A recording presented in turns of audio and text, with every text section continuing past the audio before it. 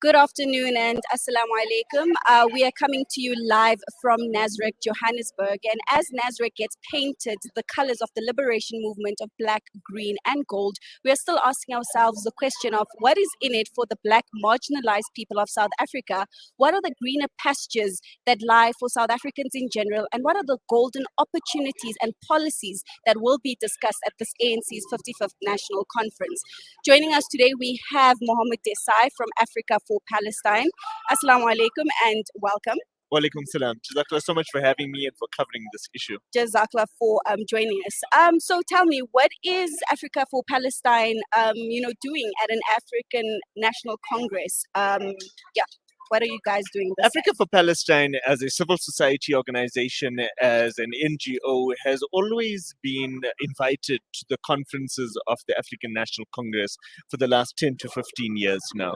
And our role is that as an ally of the ANC, we appreciate the engagement that we are allowed to have with the ruling and with the governing party. One may ask, is it important to be present here? Yep. Well, it's absolutely fundamentally crucial. Okay. Whatever gets decided in these 5 days are going to be the blueprint for our country for the next 5 years. And now this is not just about the next president who will be governing this country, but it is also about the policies that are adopted by this party that will be implemented at a state level. And as an NGO, as an organization, as civil society, we have to keep on be asking the question, how do we translate the protests in our streets into policy of our parties and then eventually into action of our state? It's no use just coming out onto the streets of South Africa when there are bombs being dropped on Gaza or when there are attacks on the Palestinians. Yes, in one sense, it is important to stand and to show solidarity, but we also want to be practical. We also want to win this battle. We don't want to just come and protest for the sake of it. And so our protests in the streets of this country are slowly being translated into policies of our various political parties and most definitely of the African National Congress.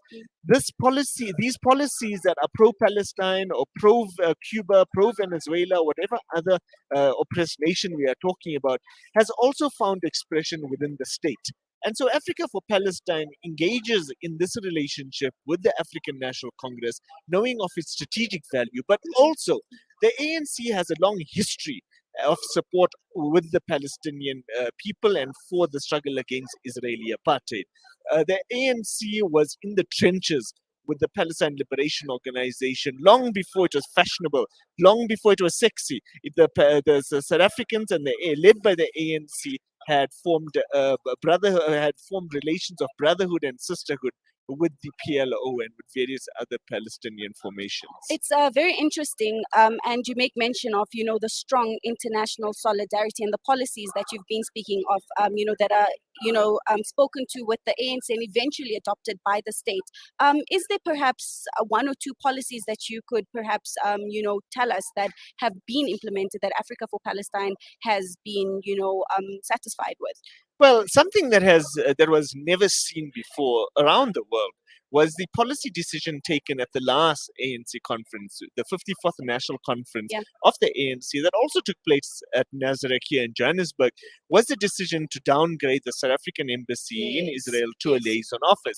Until today, up to today, we can celebrate the fact that South Africa doesn't have an ambassador sitting in Tel Aviv. And this is a very clear and very strong message, both, firstly, to the within South Africa domestically. It sends a very clear message to all other departments and to all other entities of the state, as well as to the private sector, that we as South Africa don't have normal relations with an abnormal regime.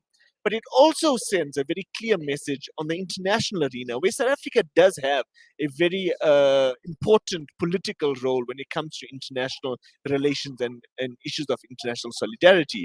It sends a very clear message to the international community that we view the Israeli regime as a pariah state. And so this is one of the policy decisions. Now, policy decisions don't just come about because unfortunately the ANC just wakes up and decides to advance a certain position. It's because civil society engages and puts pressure on the ANC, its members of the ANC, its branches of the ANC that must discuss these issues. And so this is a major policy decision that was taken a few years ago. What we hope to see coming out of this conference is a decision that very clearly that very clearly views Israel as an apartheid Yeah. state. Yeah. Now we've heard rhetoric, we've heard members of the ANC, from the president down to regional and branch members, calling Israel out for Yeah. its apartheid policies. But it would be important for the African National Congress as a party at its highest decision-making body, the National Conference, Yeah. to take such a decision, because such a decision will then have various other consequences. An apartheid state needs to be treated like an apartheid state. It's interesting that you mentioned that, because I think one of the ANC's policy or take towards what is happening in Palestine is a two-state solution. What's your take on that? Because it then says that no, find a way to coexist. What's your view on that? Well, this is an issue that has been discussed and debated and is still being debated by the ANC, both at a branch level but also at a national level. And I'm sure it's going to be an issue that will be coming up at the upcoming commission of the International Relations Subcommittee that will be taking place in the next day or two. Right. Interesting. So we spotted you around 2 weeks ago in Freedom Park in Pretoria, where Dr. Naledi Pandor was receiving the Grand Star of Jerusalem, all the way from the president of Palestine.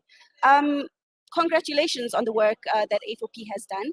And also, can you talk to us of the influence? Because obviously, A4P is very influential when it comes to, dealing with such issues. So can you talk us through the influence that you guys had in that? I think you give us too much credit. I think that any credit and all credit should go to all the solidarity organizations in this country, as well as to our various communities. That really, it's our communities that give the muscle and the strength to the Palestinian solidarity movement. And whilst the Israelis may have the bombs and may have the financial resources, we have this incredible network across both the country but also internationally that we are able to wield against a regime like Israel. Dr. Naledi Pandor has been at the forefront of both government action, but also of political action, and has been an ardent supporter of the Palestinian struggle against Israeli apartheid. She has not only used her voice to lend support, but she's also lent practical support through her department. And this this award was given to her on behalf of the Palestinian people in general by the Palestinian government, as a recognition of her contribution both to the Palestinian struggle but also to progressive internationalism. And so the Star of Jerusalem, a very important and valuable award, was given to her at Freedom Park on the occasion of the United Nations International Day of Solidarity with the Palestinian people.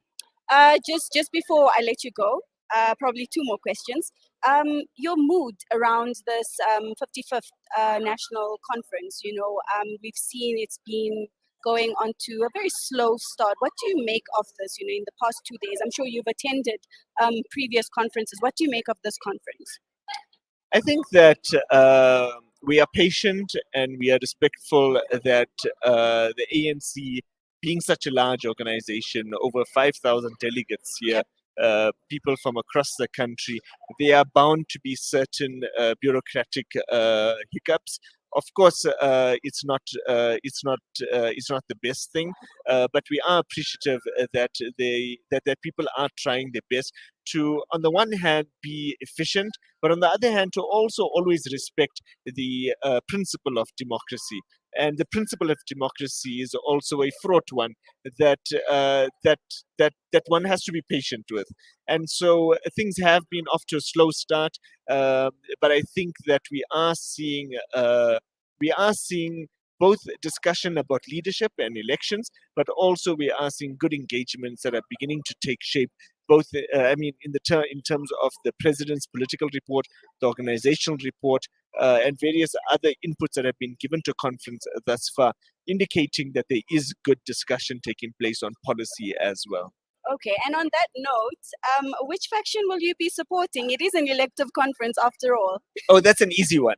It's an easy one because all factions support the Palestinian struggle at the Okay, ANC, okay, okay. and and so we find support on a somewhat serious note. It's really good that one doesn't have to box the Palestinian issue into either this leader or that leader.